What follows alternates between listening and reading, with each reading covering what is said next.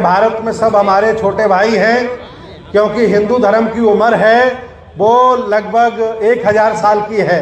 1000 साल पहले ये सब महायानी बौद्ध होते थे, और ये जो अवलिकेश्वर महाराज हैं, तारा देवी है, सम्राट हर्षवर्धन, सम्राट कनिष्क का जो धम्म है जिसे महायानी परंपरा कहा गया, उसी का बदला हुआ रूप हिंदू धर्म है। इसलिए उनको मैं समझा रहा हूँ, आज नहीं कल वो भी धम्म को स्वीकार कर लेंगे और ये भारत बौद्ध राष्ट्र बनेगा, हिंदू राष्ट्र नहीं बनेगा। जी बौद्ध राष्ट्र बनाने वालों के 50 लाख रुपए दे रहे हैं सिर काटने के, पीछे भी लग जाएंगे। वो सिर इसलिए काट रहे हैं क्योंकि उनकी पाठशाला में सिर काटना सिखाया गया है। हमारी बुद्ध की पाठशाला में दया, करुणा, शील, भाईचारा, मैत्री सिखाया गया है। हम लोग कई सालों से काटे गए, बहुत अत्याचार जुल्म हुए, कभी भी हमने तलवार नहीं उठाई। आज भी हम बर्दाश्त करते हैं और आगे भी करते रहेंगे, क्योंकि हम अनायास किसी की हत्या नहीं करते, और जब कोई ज़्यादा हमें सताता है तो मजबूरन हमें करना पड़ता है।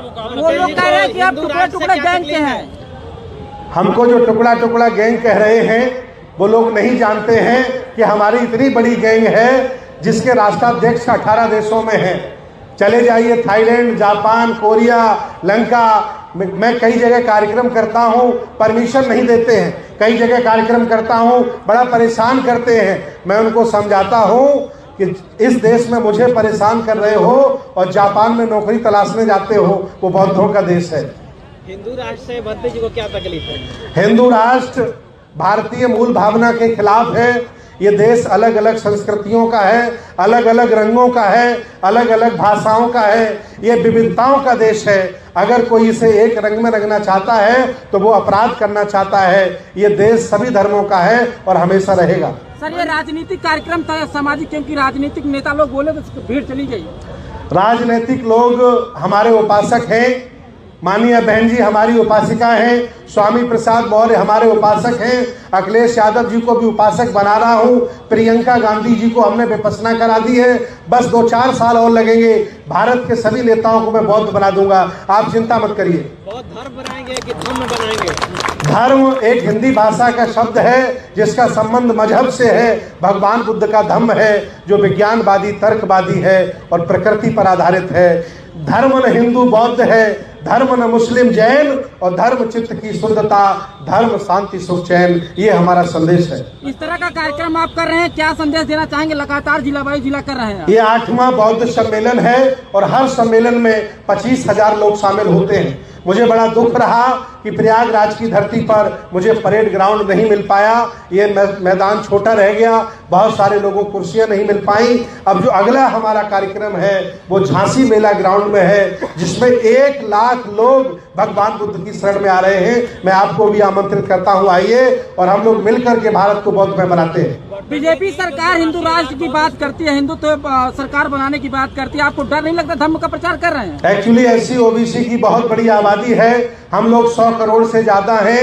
ये लोग भटक गए हैं, ये लोग जातियों में बटे हैं, ये देवी देवताओं के चक्कर में लगे हैं, ईश्वर के भरोसे बैठे हैं। जिस दिन ये अम्बेडकरवादी हो गए, जिस दिन ये पेरियारवादी हो गए और जिस दिन ये बुद्ध के अनुयायी हो गए, हिंदुओं की संख्या 5% बचेगी और सारे के सारे लोग बौद्ध हो जाएंगे।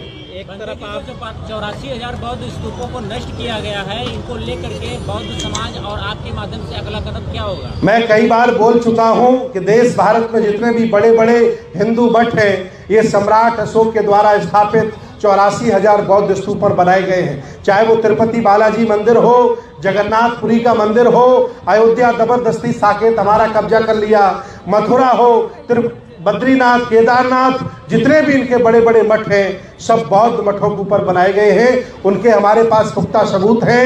हम हाई कोर्ट, सुप्रीम कोर्ट में भी जा रहे हैं। अगर जज बिके हुए नहीं होंगे, जज मरे हुए नहीं होंगे, संविधानवादी होंगे तो वो मठ हमें मिलेंगे।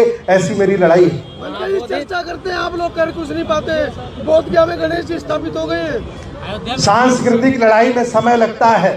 ये कोई शराब का नशा नहीं है जो 2 मिनट में आ जाता है और 4 मिनट में उतर जाता है।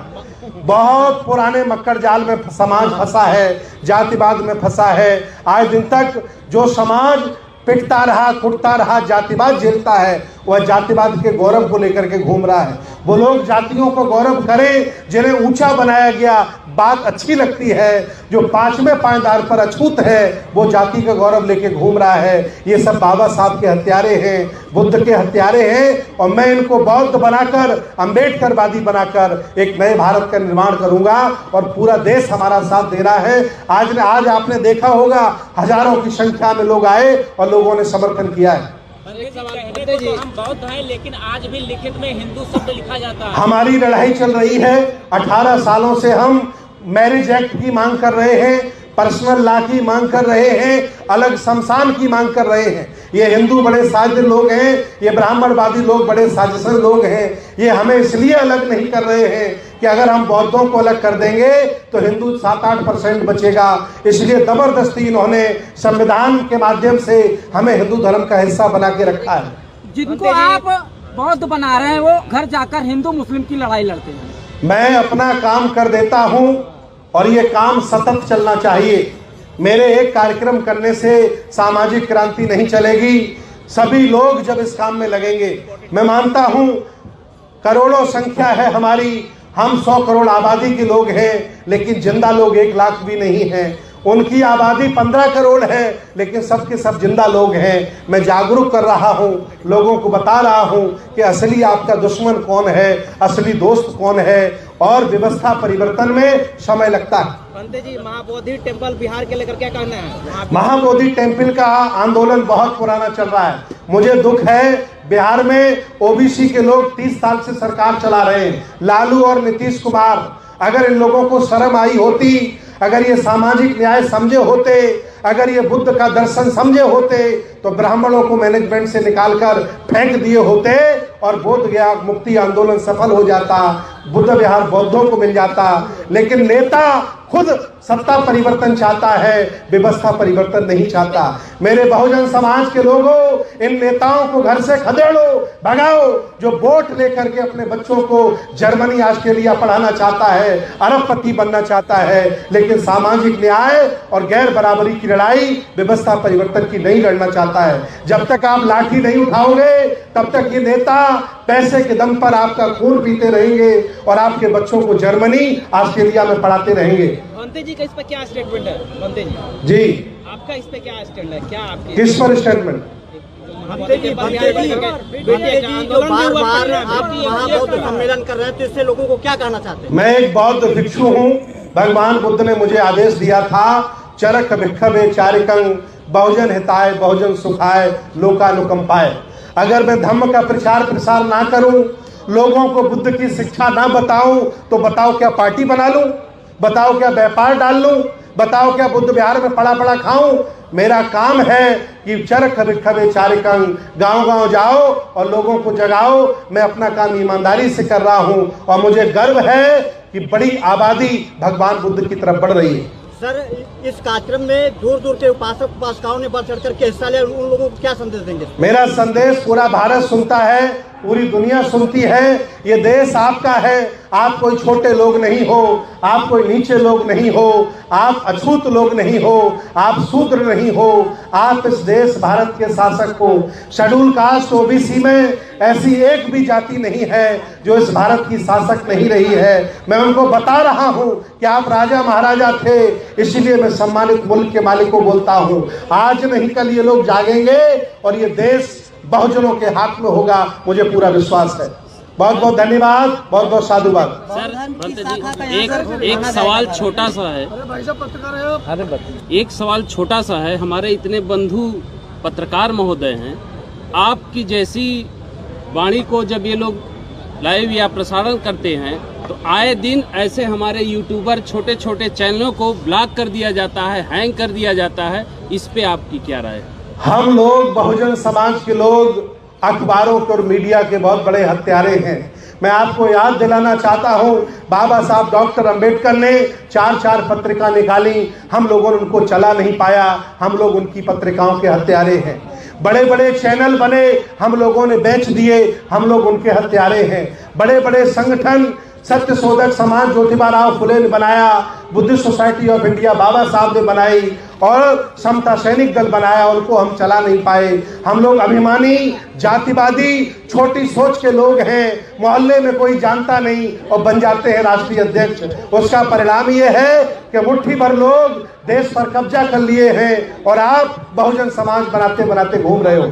एक सवाल और है, बाबा साहब ने हम लोग उसके छोटे से सदस्य हैं, तो क्या ये जो हमारे छोटे छोटे चैनल वाले हैं, क्या हम सब एक हो जाए तो क्या कैसा रहेगा? इस स्थिति के लिए और मैं गुनहगार आप लोगों को बता दूं, संविधान में जिन्हें मौका मिला धन कमाने का, जिन्हें मुख्यमंत्री प्रधानमंत्री बनने का मौका मिला, जिन्हें एमपी एमएलए बनने का मौका मिला, जिन्हें बड़े बड़े व्यापारी बनने का मौका मिला, अगर इन लोगों को थोड़ी भी लज्जा शर्म होती तो आज मीडिया हाउस बहुजन समाज के 10-20 होते, ना कि बनियों अग्रवालों के और ब्राह्मणों के होते।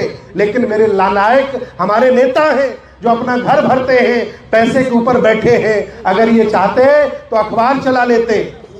कौन सा नेता है बहुजन समाज का गरीब बताइए? लालू प्रसाद गरीब है, नीतीश कुमार गरीब है, मानिया बहन जी गरीब है, अखिलेश यादव गरीब है, लेकिन इन लोगों ने ना अखबार चलाया ना टीवी चैनल चलाया। मैं धन्यवाद देता हूं अमेरिका का कि आपका यूट्यूब चल रहा है, फेसबुक चल रहा है, ट्विटर चल रहा है। अगर ये चाइना के ऐप होते तो ये मोदी सरकार बंद करा के तुमको भी घर पर बैठा देती। बंते जी, दिवाली आ रही है, कुछ लोग दिवाली मनाते हैं, कुछ लोग दीपदान उत्सव मनाते हैं, क्या मनाना चाहिए?